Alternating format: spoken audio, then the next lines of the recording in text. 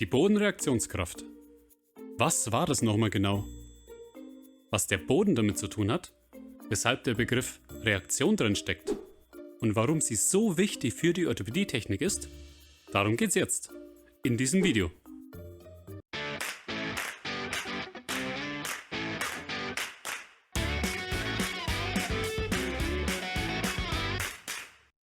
Als erstes schauen wir uns mal an, was eine Kraft überhaupt ist. Eine Kraft wird immer über 3 Eigenschaften beschrieben und definiert.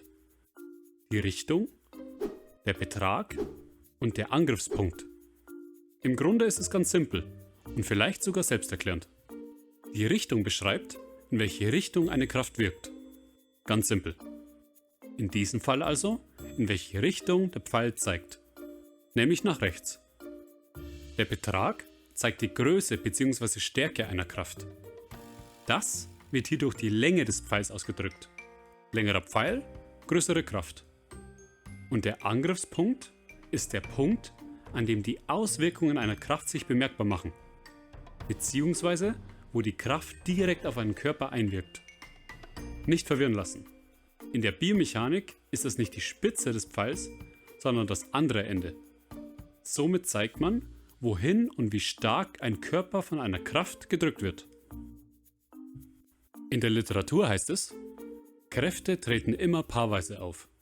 Übt ein Körper A auf einen anderen Körper B eine Kraft aus, so wirkt eine gleich große, aber entgegengerichtete Kraft von Körper B auf Körper A. Was? Nehmen wir das Ganze mal ein bisschen auseinander. Okay. Ziehen wir uns mal die wichtigsten Infos einmal raus. Nummer 1. Wenn eine Kraft auftritt, ist eine zweite am Start. Zweitens, die erste Kraft wirkt auf irgendeinen Gegenstand. Und drittens, dieser Gegenstand wirkt ebenfalls eine Kraft aus. Und zwar in gleicher Größe, aber genau in die entgegengesetzte Richtung.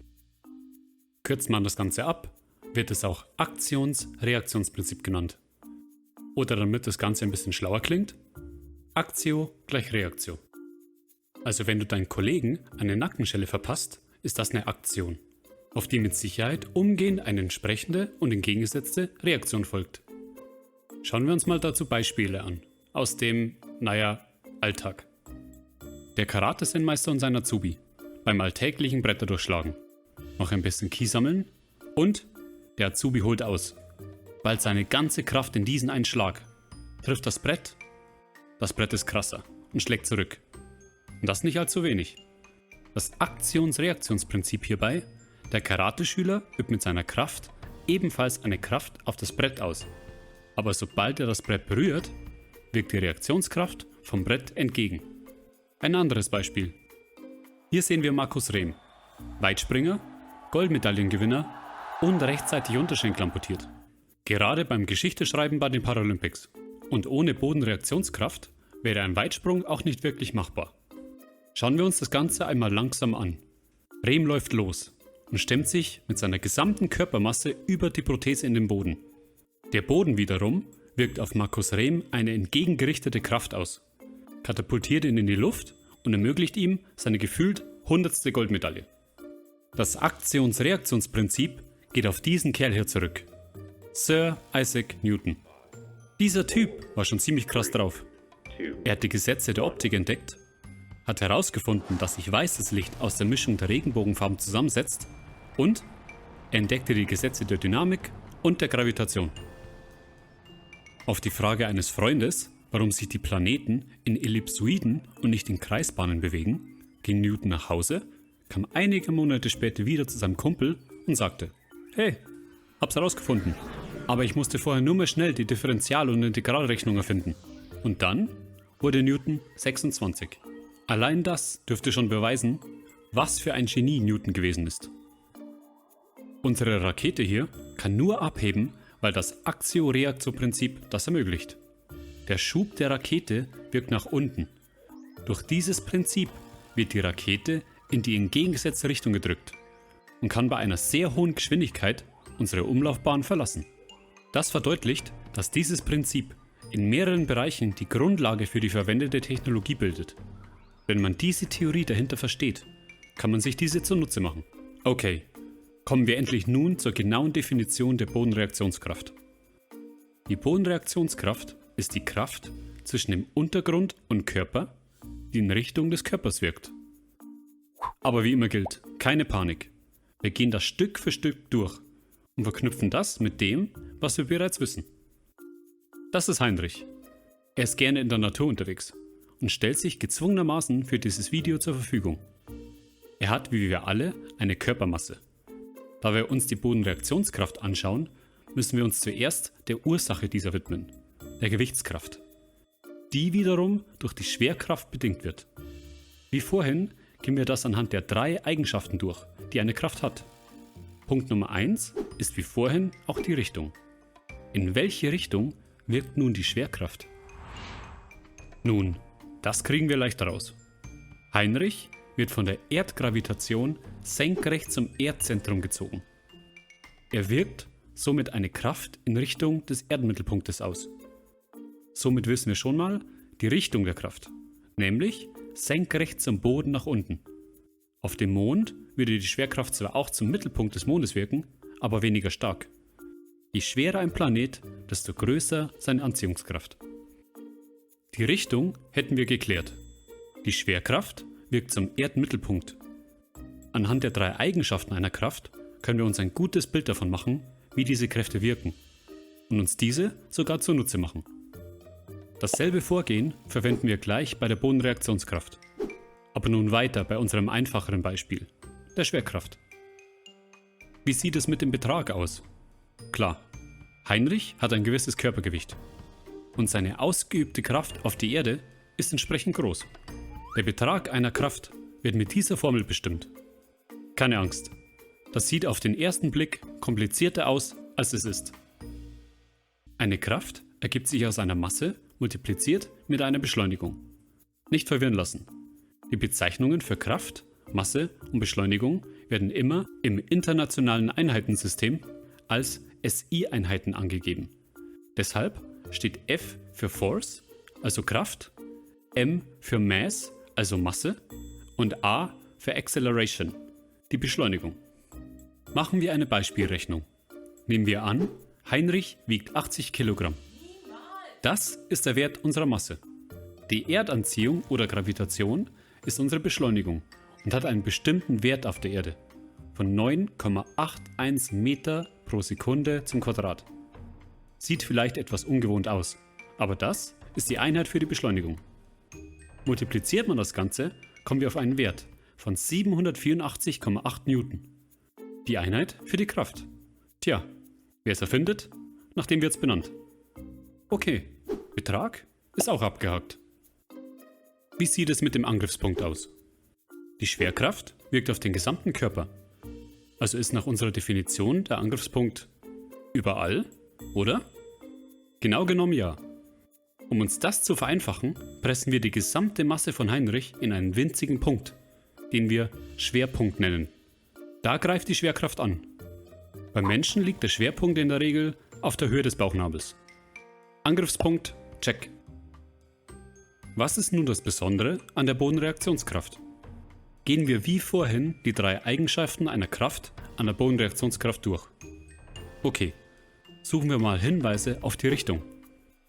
Ah, das steht ja direkt drin. Die Bodenreaktionskraft ist, wie der Name schon sagt, die Reaktio auf unsere Aktio, nämlich unsere Gewichtskraft. Wir wirken auf den Boden mit unserer Gewichtskraft. Dieser reagiert in die entgegengesetzte Richtung mit der Bodenreaktionskraft. Die Richtung der Kraft dreht sich somit einmal um 180 Grad. Der Betrag entspricht der Gewichtskraft von Heinrich, da die Gegenkraft, in dem Fall die Bodenreaktionskraft, gleich stark ist. Wie schon erwähnt, Aktio gleich Reaktio. Auch hier nicht verwirren lassen.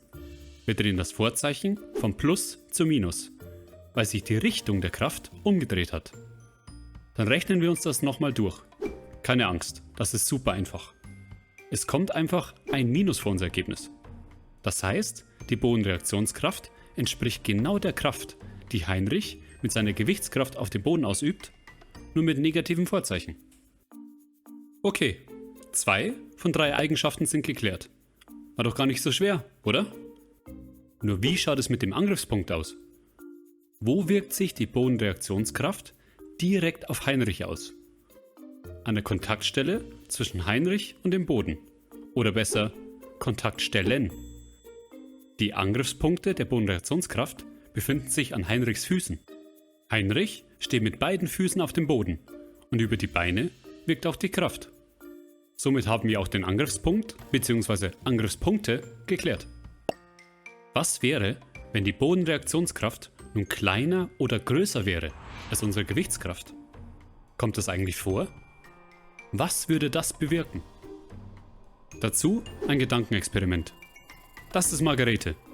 Sie fotografiert gerne, reist gerne, am besten in ferne Wüsten. So wie jeder halt mag.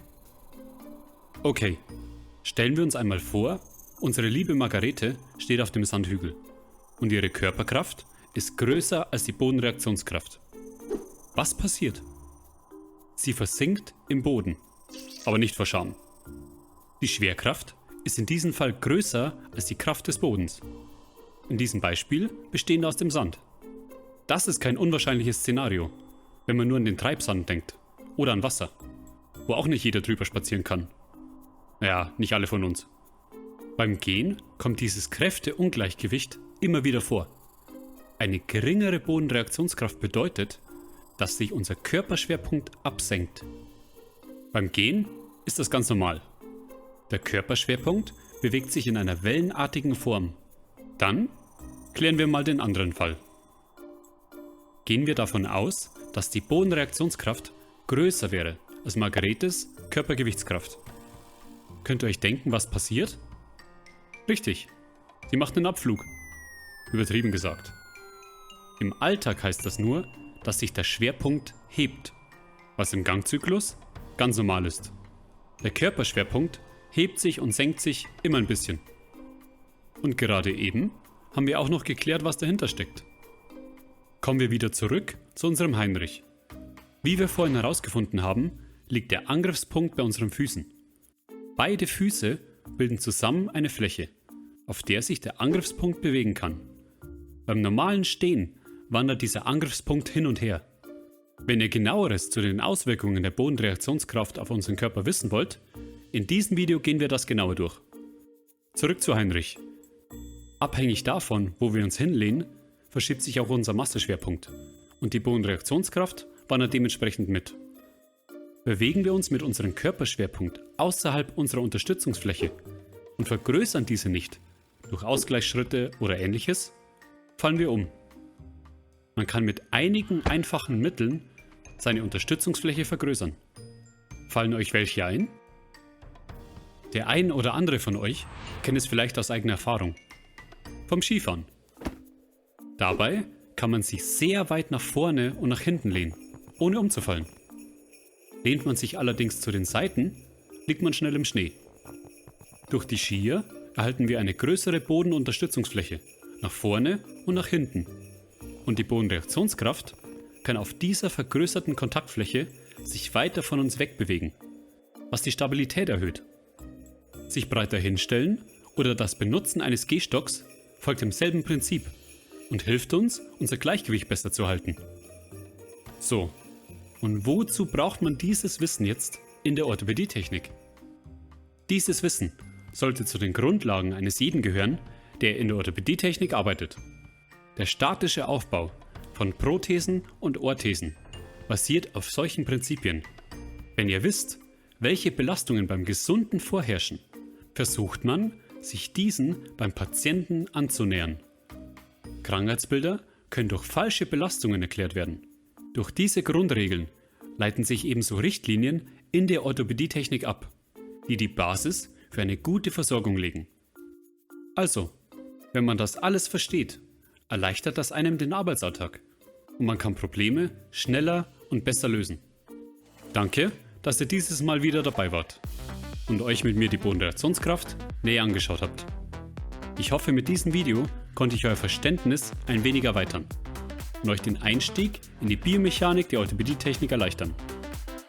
In diesem Sinne verabschiede ich mich und kann euch hoffentlich beim nächsten Mal wieder begrüßen. zu einem weiteren Video. Bei Gottet.